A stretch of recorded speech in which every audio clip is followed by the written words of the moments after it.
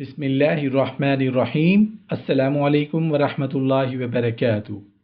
نکاح کے بعد رخصتی سے پہلے جب ایک جوڑے کے مابین عقد نکاح ہو چکا ہو مگر باقاعدہ رخصتی نہ ہوئی ہو تو شوہر کے لیے اپنی بیوی سے کیا کچھ حلال ہے؟ ایسی صورت میں کس چیز سے سختی سے منع کیا گیا ہے؟ آنسر اس کا یہ ہے کہ نکاح کے بعد اپنے شوہر کے لیے بیوی حلال ہو جاتی ہے۔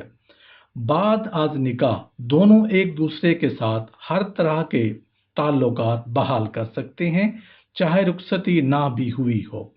اپنی بیوی سے وہ سب کچھ حلال ہے جو رخصتی کے بعد ہوتا ہے، یعنی دیکھنا، بوسہ لینا، خلوت میں اٹھنا بیٹھنا، اس کی معیت میں سفر اور مباشرت بھی جائز ہے۔ البتہ اس حوالے سے معاشرتی اخلاقیات کو ملحوظ رکھنا چاہیے۔ شادی سے پہلے اگرچہ منگنی بھی ہو گئی ہو، مرد اور عورت کسی قسم کے تعلقات روا نہیں رکھ سکتے اور نہ ہی ایک دوسرے سے باتیں کر سکتے ہیں۔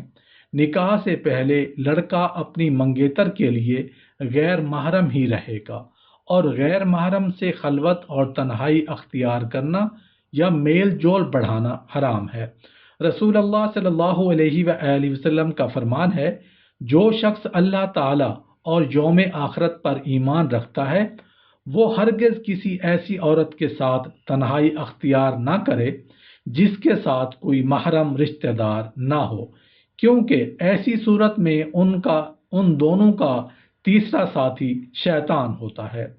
ایک کوشچن آیا جی، اس شخص کے متعلق کیا شرعی حکم ہے جو اپنی بیوی سے اس کی دوبر میں ملاپ کرے جبکہ وہ اس مسئلے کی شرعی حیثیت سے جاہل یعنی ناواقف بھی ہو؟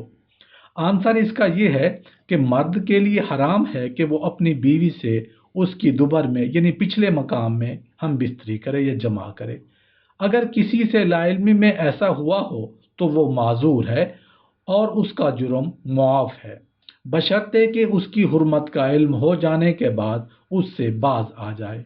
حرام ہونے کی دلیل وہ حدیث ہے جو مسند احمد، بخاری اور مسلم میں حضرت جابر بن عبداللہ رضی اللہ عنہ سے روایت ہے کہ یہودی کہا کرتے تھے، اگر کوئی اپنی بیوی کو اس کی دوبر کی جانب سے اس کی قبل میں جمع کرے اور وہ حاملہ ہو جائے تو بچہ بھینگا پیدا ہوتا ہے۔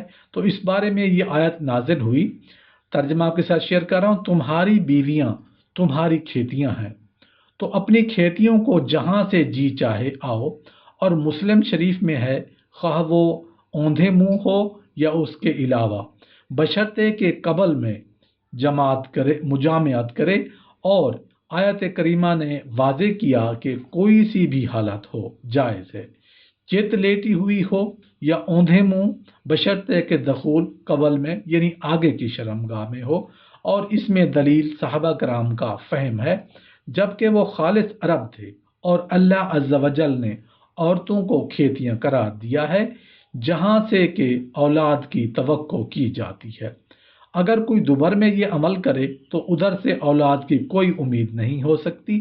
آیت کریمہ کا سبب نزول اور اس میں حمل کا ذکر اور بچے کا بھینگا ہونا وغیرہ، یہ سب چیزیں قبل سے متعلق ہیں، دوبر سے ان کا کوئی تعلق نہیں ہے۔ اور ترمذی میں ہے، سیدہ ام سلمہ رضی اللہ عنہ نے نبی کریم صلی اللہ علیہ وآلہ وسلم سے روایت کی ہے کہ جب دخول یعنی قبل کے ایک ہی سوراخ میں ہو، امام ترمذی رحمۃ اللہ علیہ نے اس روایت کو حسن کہا ہے، یعنی صحیح کہا ہے۔ علاوہ ازیں بیوی سے اس کی دوبر میں مجامعت سے منع کے بارے میں کئی احادیث وارد ہیں۔ مثلا مسند احمد میں حضرت علی رضی اللہ عنہ سے مروی ہے کہ نبی کریم صلی اللہ علیہ وآلہ وسلم نے فرمایا، عورتوں کو ان کی دوبروں میں مت آیا کرو۔ ایک اور حدیث میں ہے، عورتوں کو ان کی پیٹھوں میں مت آیا کرو، بلا شبہ اللہ تعالی حق سے حیا نہیں فرماتا۔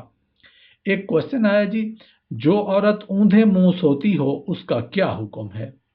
اس طرح سے سونا شیطان کا سونا ہے، لیکن اگر کوئی پیٹ کی تکلیف وغیرہ کی وجہ سے سوئے تو اس میں کوئی حرج نہیں ہے، ورنہ نبی کریم صلی اللہ علیہ وآلہ وسلم کی سنت ہے، یہ پسندیدہ اور قابل اتباع ہے۔